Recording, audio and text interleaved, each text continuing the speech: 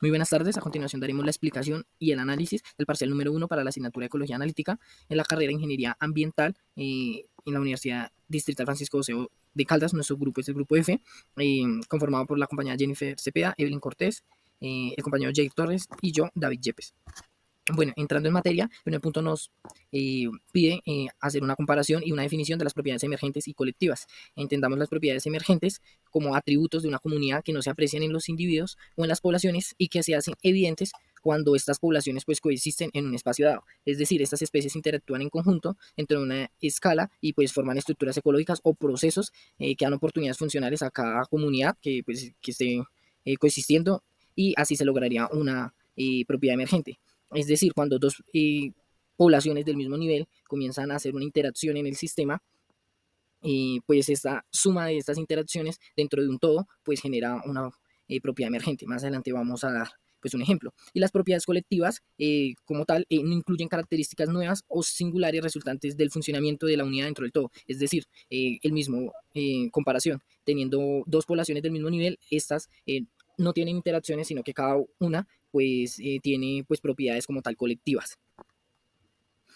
Bueno, como tal, el ejemplo que vamos a traer primero para las propiedades emergentes sería la dispersión de semillas por vertebrados frugíferos en una interacción pues mutualista que se da pues con los frutos que estos ingieren, y pues que aseguran el movimiento de sus semillas a través de lo que sería el transporte pues ya ingeridas en sus tractos digestivos, lo que llamaríamos como endosocoria, y pues al defecarlas pues en sus excretas quedan en condiciones apropiadas pues para la germinación. Entonces tenemos dos niveles de población: el de la población de como tal de los frugívoros, que serían los animales omnívoros o sí, especies mamíferas, y serían pues como tal las plantas como tal, pues las plantas arbóseas o los árboles que tengan pues como tal estos frutos.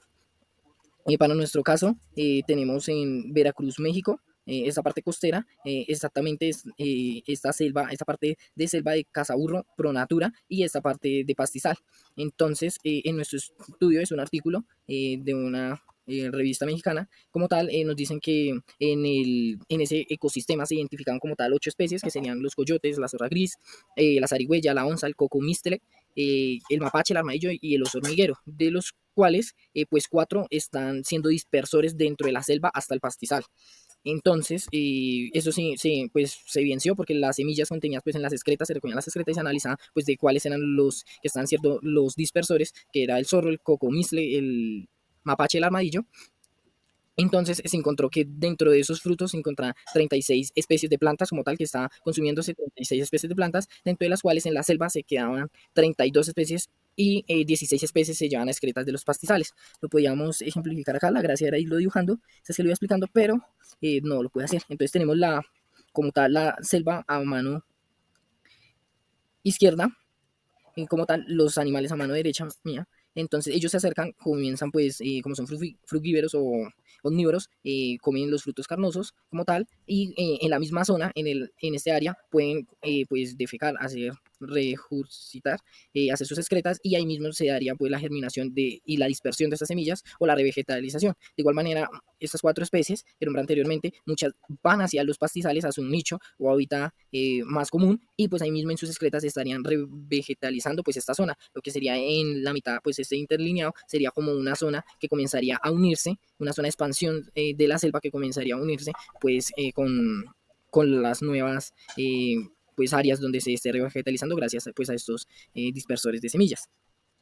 Como tal, en el ejemplo de propiedades colectivas, pongamos acaso los mapaches, una población de mapaches que está en su nicho natural, vamos el mismo Veracruz, en la costa, tenemos 7 mapaches, de los cuales los 7 mapaches por longevidad o depredación murieron 2 mapaches. Entonces una propiedad colectiva sería la tasa de mortalidad, ya que la tasa de mortalidad pues estando en un tiempo en esa población y se está dando una fracción o un porcentaje de esa población, que entre este caso serían pues 2 habitantes muertos de esa población, y pues tendría pues como una representación gráfica ya cuando llega a un límite y volvería pues a decrecer demográficamente. Entonces pues esta sería una propiedad colectiva. Para la Gracias. continuación de nuestro parcial número 1 de ecología, en el punto número 2 se solicita la realización de un mapa conceptual teniendo en cuenta los conceptos de economía y ecología y sus similitudes y diferencias entre estos dos conceptos. Entre sus similitudes se encuentra que estas dos palabras, economía y ecología, nacen de la raíz griega oikos, que significa casa. Y como otra similitud adicional, en cuanto al impacto humano, estos ambos conceptos reconocen el papel significativo de las actividades humanas. Em, existen más diferencias que similitudes. Entre las diferencias se encuentra la escuela de pensamiento, la cual la economía tiende a seguir la escuela de pensamiento cornucopiana, la cual sostiene que el progreso y los suministros pueden aumentar gracias a los avances tecnológicos.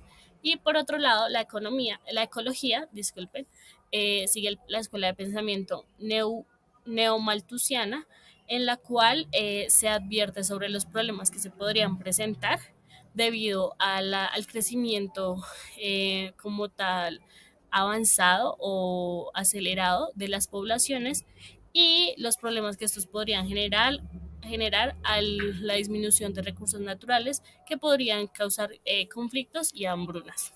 En cuanto a la moneda, la economía se centra en la adopción de el dinero como producto de las actividades económicas y la ecología se basa de manera como la energía, producto de las actividades de los organismos. La forma de crecimiento eh, en la economía se presenta una forma de crecimiento J, que es un crecimiento exponencial, que se basa en las actividades económicas y el crecimiento de estas. Y en la ecología se presenta un crecimiento S, el cual se basa en basado en la energía y en el crecimiento y en los productos de las actividades de los organismos y la tasa de crecimiento digamos es limitada, entonces es una tasa de crecimiento que se reduce. Entre los métodos tecnológicos, la economía se centra en la adopción de tecnología de alta eficiencia para aumentar la producción económica y por otro lado la ecología se basa en tecnología adecuada que sea compatible con la conservación de los ecosistemas, o sea, tecnología que sea más amigable con el medio ambiente y pueda disminuir, digamos, contaminación o pueda aumentar los procesos y la efectividad de procesos ambientales. En cuanto a los servicios del sistema, la economía se basa en capital económico, como ya lo he mencionado, y la ecología por capital natural.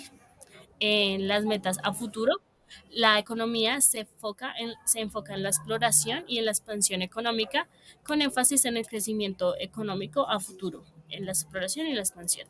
Y la ecología se centra en la sustentabilidad y estabilidad del medio ambiente, teniendo en cuenta la sostenibilidad. Entonces, como tal, la ecología se centra en la conservación de los recursos naturales y la sostenibilidad a largo plazo y por el contrario la economía es basada en el dinero y la eficiencia tecnológica.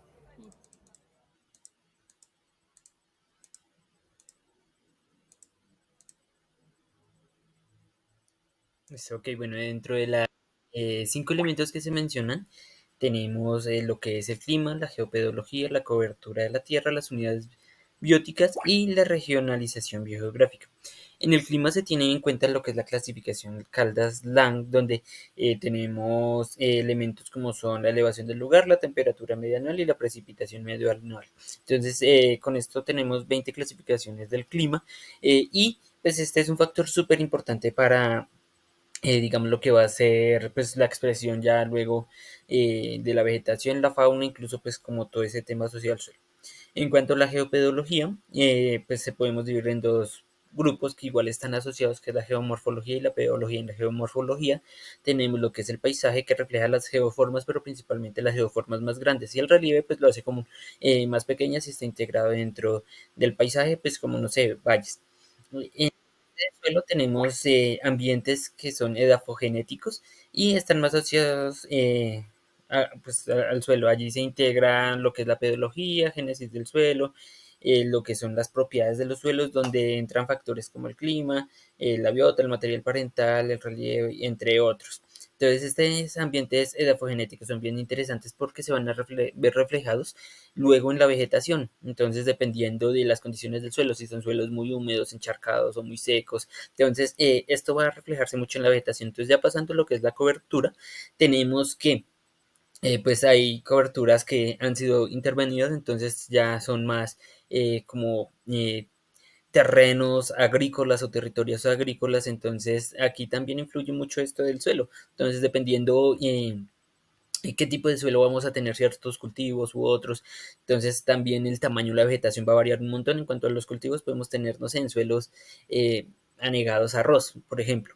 Entonces, pero hay otros suelos secos que vamos a tener otros cultivos. Entonces, también varía mucho lo que es la altura. Entonces, en el suelo de páramo, lo que es el clima, pues hace que pues sean suelos mucho más pobres, entonces la vegetación va a ser mucho más pequeña y cosas así. En cuanto a las unidades bióticas, pues básicamente es la fauna que está asociada pues a ciertos lugares, entonces dependiendo a veces de condiciones específicas vamos a tener fauna que solo se encuentra en este sitio, entonces está asociada pues a lo que es el clima, también la vegetación que viene siendo como también incluyendo esa parte del suelo, y podemos hacer la comparación entre diferentes sitios de los cambios de fauna y por qué están ahí. Y ya en la parte de regionalización biogeográfica, esta hace parte a, pues, a dar un elemento cartográfico a lo biológico. Entonces, básicamente, aquí se trabaja lo que es biomas, que vendría siendo como esa área homogénea en términos biofísicos. Entonces, ahí encontramos, pues, lo que son plantas,